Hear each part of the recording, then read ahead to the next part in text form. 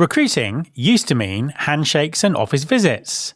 Now it's automated emails, AI screening, and video calls. Trust has always been a critical element in hiring. So, how do employers ensure that they're building the trust they need in a world of ever-increasing automation and digital communication? Keep listening to find out. Support for this podcast comes from Smart Recruiters. Are you looking to supercharge your hiring? Meet Winston, Smart Recruiters' AI-powered companion. I've had a demo of Winston.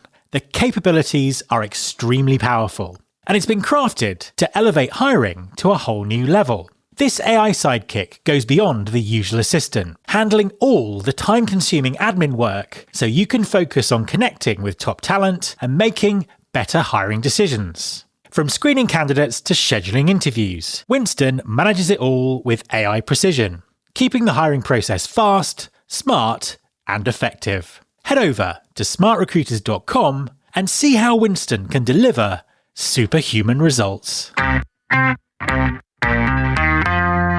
There's been more of scientific discovery, more of technical advancement and material progress in your lifetime and mine than in all the ages of history.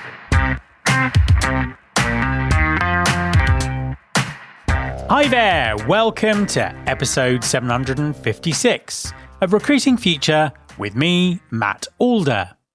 Recruiting Future helps TA teams drive measurable impact by developing their strategic capability in foresight, influence, talent, and technology. This episode is all about influence. The recruiting experience is undergoing a fundamental transformation, with AI and automation set to play an ever-increasing role. It's essential to recognise the consequences of lost human connection. Trust is an absolutely critical element here, and employers need to ensure they aren't losing the emotional intelligence and genuine connections that build trust with candidates. So, how do you create authentic connections when AI does the screening and robots send the emails? My guest this week is Gal Borenstein, CEO of the Borenstein Group. In our conversation, he talks us through his framework for building genuine digital trust in an increasingly automated world. Hi, Gal, and welcome to the podcast. Thank you for having me today. An absolute pleasure to have you on the show. Please, could you introduce yourself and tell everyone what you do? I've been running a branding, marketing, and public relations agency for the past 30 years, working with B2B technology companies. And in that process, I got to work with hundreds of companies in the C-suite and really explore what works and what doesn't. And especially with corporate leadership in companies that have so much on their plate that it's impossible to hone in on one issue and say, fix it. But lo and behold, as I was thinking in the past 2 years about what is the real issue, I came to the conclusion that it's all about building trust, and specifically post-COVID is building digital trust. And if you can build digital brand trust, you really have an opportunity to fix it. Hence my new book, Don't Believe the Hype, which is all about helping corporate leaders understand what do they need to do to build digital trust. And that's really the short version of it. Fantastic. I think it's particularly relevant in the HR and TA sector because recruiting is becoming more and more AI-ified. And I think there is a trust issue between employers and candidates. Give us your sort of perception in terms of what you think is going on there in terms of how digital experiences are altering the employer's credibility and the trust that employees and candidates have. Absolutely. I think the core issue really that changed from, let's call the good old days, which I mean 2.5 years ago, to today is that we moved from a relationship building that was analog. For example, an interviewee will come to an office and have a face-to-face conversation. You would assess their personality. They will be assessing you. And then there's either a spark or chemistry or not. In the new generation, which is digital and has AI in it, Indeed and Google and any other large recruitment organizations basically automated the process where you don't really have to talk to the individual more than you want to. And as a result, they're able to get more resumes, but not more trusted and qualified people, which is very painful when you're on the chief human resources or chief people office in your organization.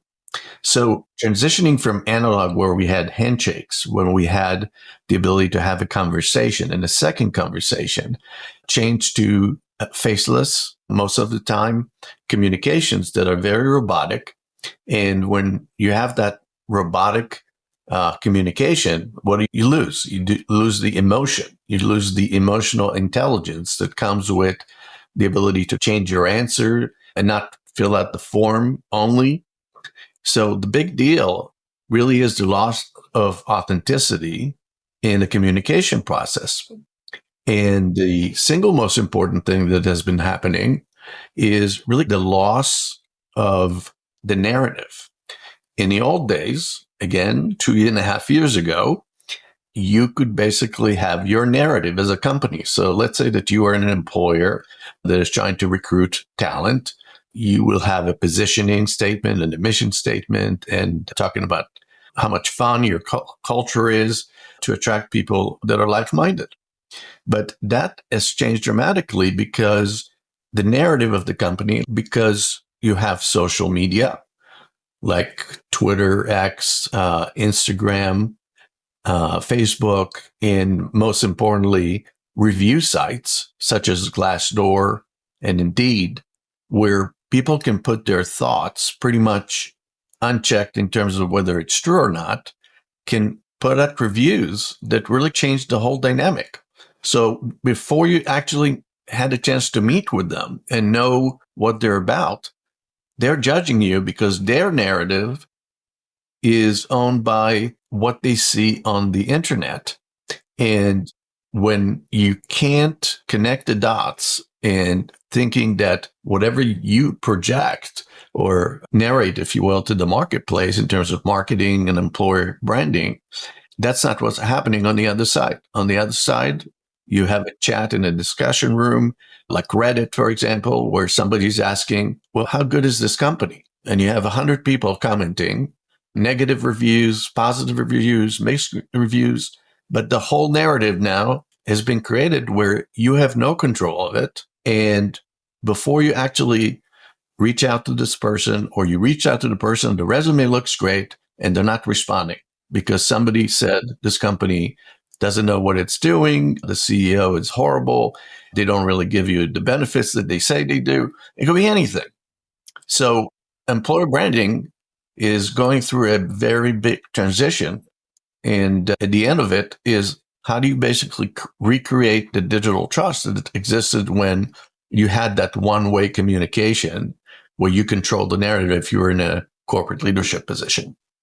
Yeah, absolutely. And I think that as we move further into the AI world, there are really good reasons why employers would want to use that in recruiting more. In a lot of ways, it improves the process. But as you say, it does limit the amount of human-to-human interaction that we used to have. What's the kind of the answer to this? What do people need to think about when they're building these digital experiences, looking at how their recruitment process works? What are some sort of key things to think about? What do people need to do? I think the overall answer is to change the game and take a minute, corporate minute, if you're a leader in HR and talent recruitment business, to really kind of say and ask the question is, what do people say about us when we're not in the room? Which is really the definition of branding that Jeff Bezos actually spelled out. Branding is not about what you say. It's about what people say about you when you're not in the room, which means you need to look and listen to the signals that you're getting from social media channel. We call that a trust signal. If that trust signal was a 10, for example, and it's now at a 6 or a 5 because we lost control of the narrative, you have an opportunity to fix it. So most professionals and most leaders are consumed with creating engaging content. And yet at the same time, no one seemed to be looking at what is the trust factor in an index or a metric that says we're getting, for example, good reviews and we'll improve them by 50%, by 20% next month, because that drips right into the funnel of recruits and employees in terms of how much they trust what their leadership is telling them. So the biggest thing really is to start by saying, we know what we don't know.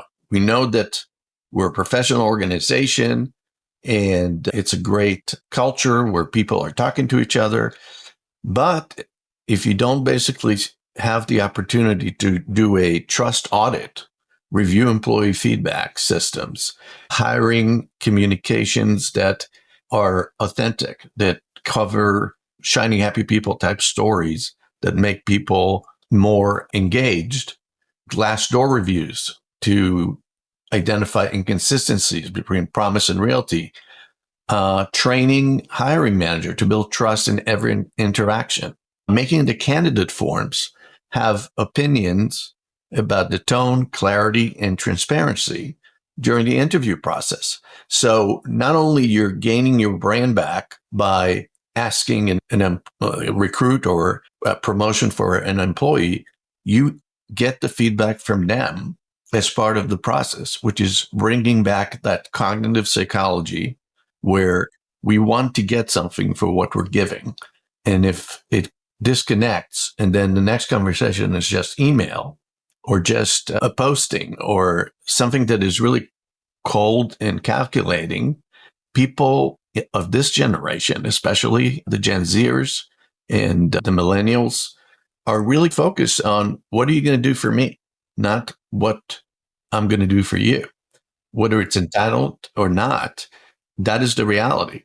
So if you're looking for a hotshot recruit in the technology sector, which is really where we support employer branding, it really is. Did we do the right job in knowing what their persona is? And how are you able to convince a person like that we are that cool company that you should come and work for? But if you don't look at all those elements within your organization and how you communicate to the outside world, and then you don't look at how people are communicating about your company and put it together, the likelihood is that you'll lose. To that extent, I created something that is called the Guardian Digital Trust Framework. And it is designed to help leadership in multiple positions in companies, but in this case, for employer branding and HR and talent acquisition, to really go through several items that allow you to build that framework. There's no right or wrong answer. There's no benchmark that you need to meet, but you got to start by asking those questions. So the first one really is authenticity and transparency. It's about encouraging leaders to share genuine messages and aligning with the public brand promises with internal culture. Again, if you basically, for example, talk about how high quality your company is, but on the outside there are really bad reviews about your quality, you better get that right and change your proposition or find something that is provably acceptable when someone is looking at you from the outside. The second is user experience, which all has to do with how do we create a frictionless employee experience. The way to do it is now with the digital tools that we have, we can streamline HR tools, onboarding, and communication systems that reduce confusion and improve satisfaction. And if you essentially asking people for feedback, by default of doing that, you become the emotionally mature person in the room because you're asking for feedback. They don't have to give you the feedback. By the fact of asking, that creates more trust. And another big thing, and I know we don't have as much time ever to talk about everything, it really is about leadership visibility and consistency on how you communicate across the social media channels. That kind of all makes perfect sense. And in terms of the AI aspect to this, how can people make sure that they're putting AI in ethically and not losing the sort of the human connection altogether? I think the idea that is prevalent in many boardrooms that I sit in is people to feel that AI is going to cause displacement. You might lose your job because AI replaced you. People are afraid that AI could be also inaccurate and cause the information throughout the system to make up things that don't relate to your culture.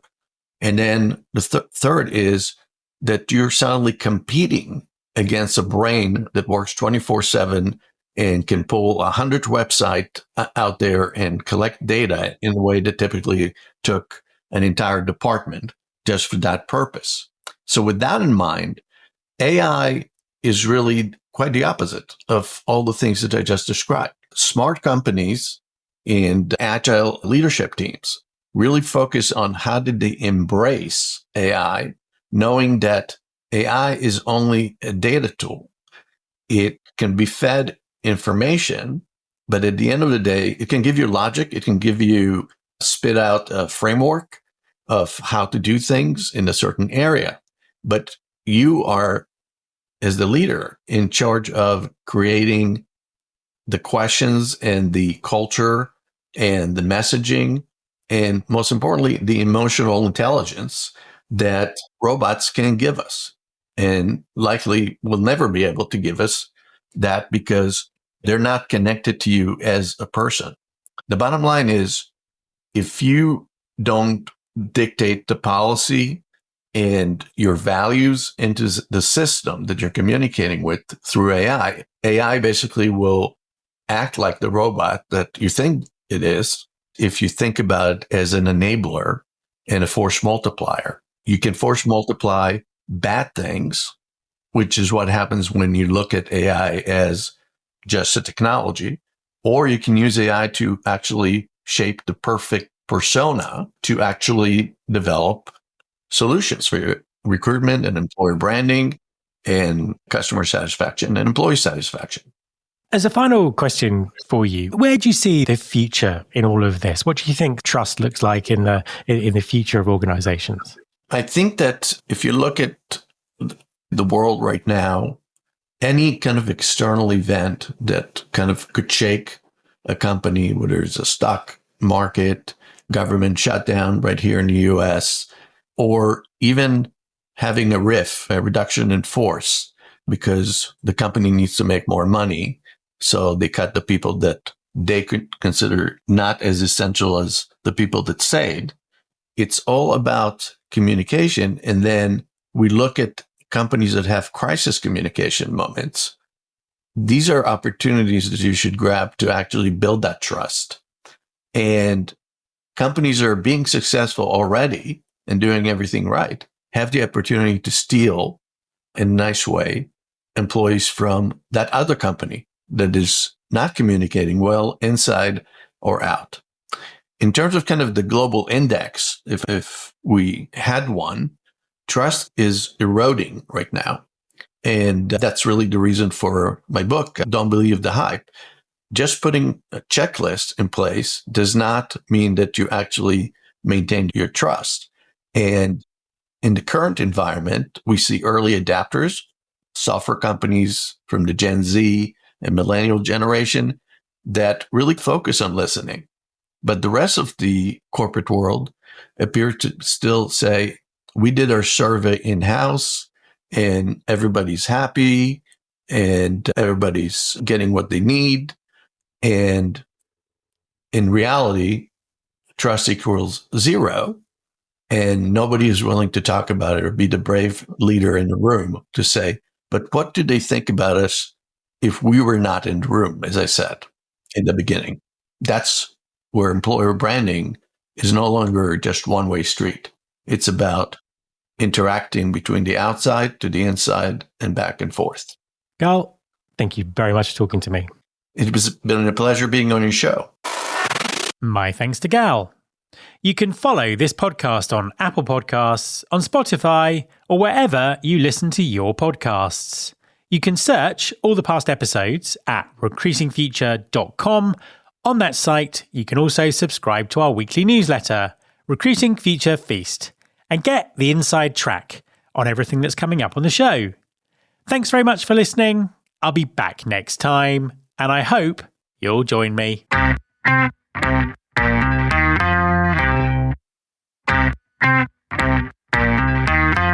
This is my show.